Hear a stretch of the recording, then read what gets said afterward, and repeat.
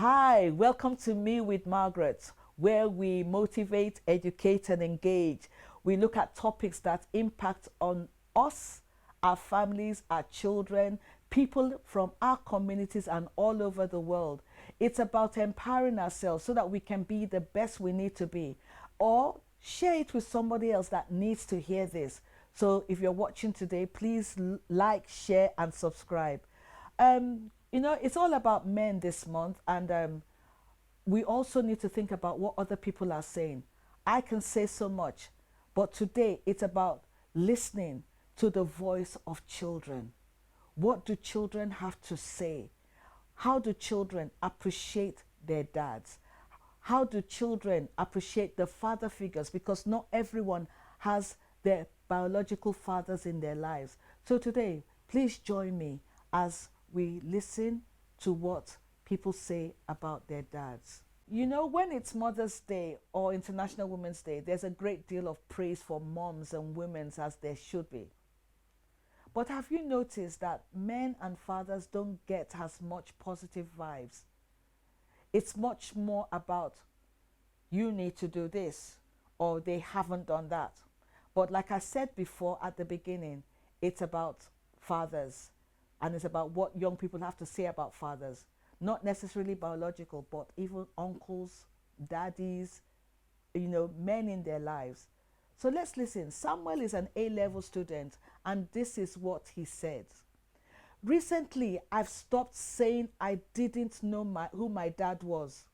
Losing him at such a young age, I just assumed I could never really know the type of person he was.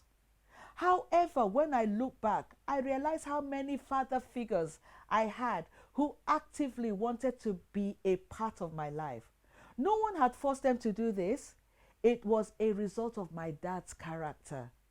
They remind me regularly of the kind, humble man he was. And I've come to realize I meet my dad every time I connect with someone who was close to him. A kind person who encourages me to feel such a way like this is a man of God, Reverend Larry Jegede.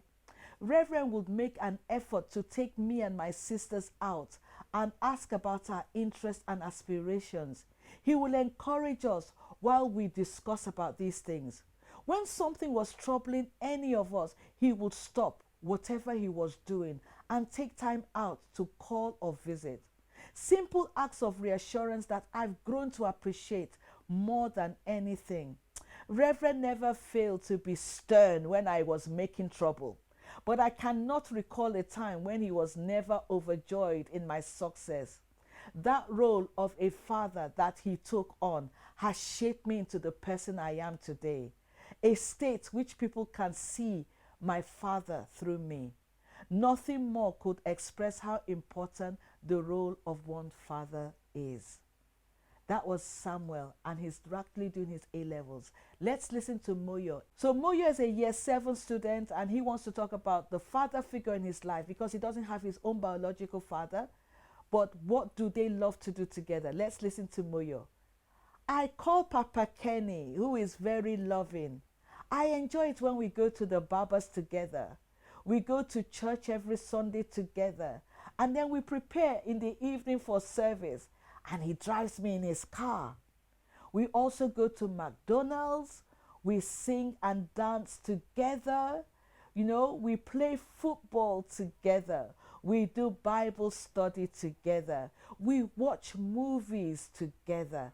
We do so much together that I feel so much in love with him.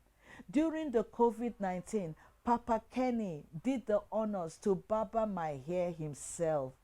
Whatever style I asked for, he did it, and it was such fun. Papa Kenny also scolded me when I am wrong, and there's no two ways about it. He gives me lots of advice about, how to love and respect my mom, as well as other adults. He also tells me the truth and says I must tell the truth all the time, no matter the situation. Why? Because truth is his golden word. Let's listen to Joanne and Nathaniel, and they say, we love our daddy. They're just 6 and 8 years old. They say, We love our daddy because he plays with us. He makes us food and he helps us all the time. He takes us to the park. He drives us around to school and he takes us to after school club and he's never late. He also tells us of when we are naughty, but he also prays with us all the time.